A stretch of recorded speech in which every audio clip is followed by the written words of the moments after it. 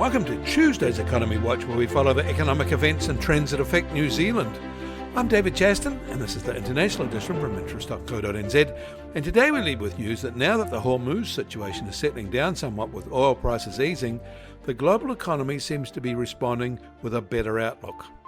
First today, the widely watched ISM Services PMI for the US came in at a good level in June, even if slightly softer than for May.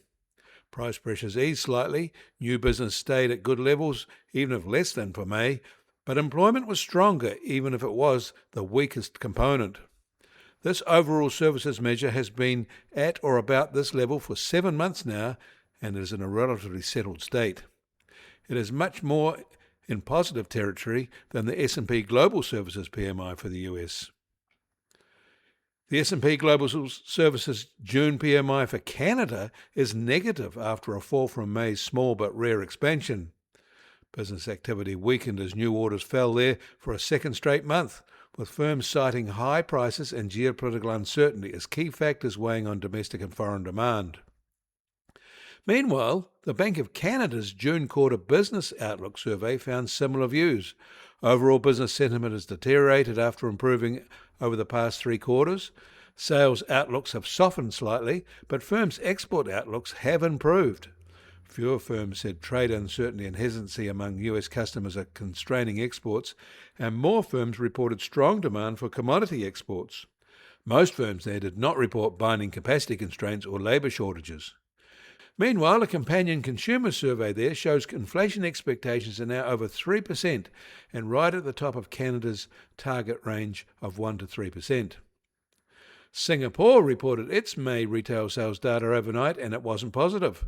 Of course, this was during the height of the Middle East uncertainties. In China, a private bank in Wuhan with $19 billion in assets has collapsed and been taken over by regulators. While it isn't a large institution, others are saying it won't be an isolated event among regional banks. For comparative reference, the US FDIC has dealt with 2 US banks in 2026 that have failed. And according to research by a Japanese consultancy, Chinese banks and tech companies led the world in applications for financial technology patents over the last decade, surpassing the US in a field that supports a wide range of financial services from lending and asset management to cryptocurrencies. They examined fintech-related patents relating to 118 countries in the 10 years through to 2025, working with a Tokyo-based research firm Patent Result. The total tally reached roughly 120,000, nearly triple the number in the preceding decade. Also for May, the EU posted a producer price data showing a rising 5.7% level from a year ago and driven by higher energy costs.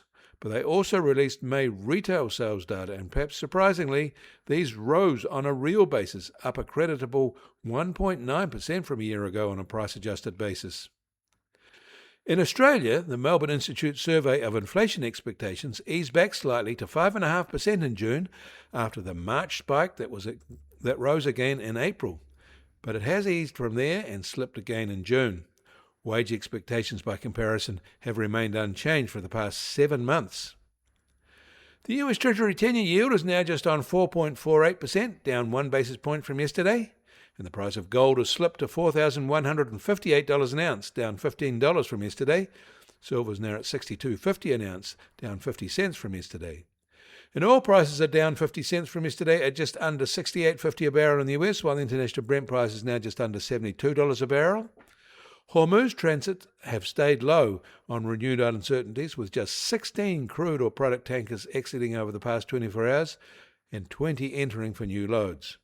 Interestingly, Red Sea activity near Yemen has fallen to similarly low levels on added risks there. And the Kiwi dollar is down 10 basis points from this time yesterday at just on 57 US cents. Against the Aussie, we're down 30 basis points at 82 Australian cents. Against the euro, we're down 10 basis points at 49.8 euro cents. That all means our trade-weighted index starts today at just on 60.8, which is down 10 basis points from yesterday.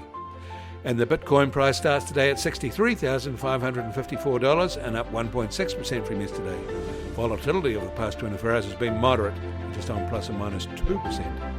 You can get more news affecting the economy in New Zealand from interest.co.nz. Kia ora. I'm David Chaston. We'll do this again tomorrow.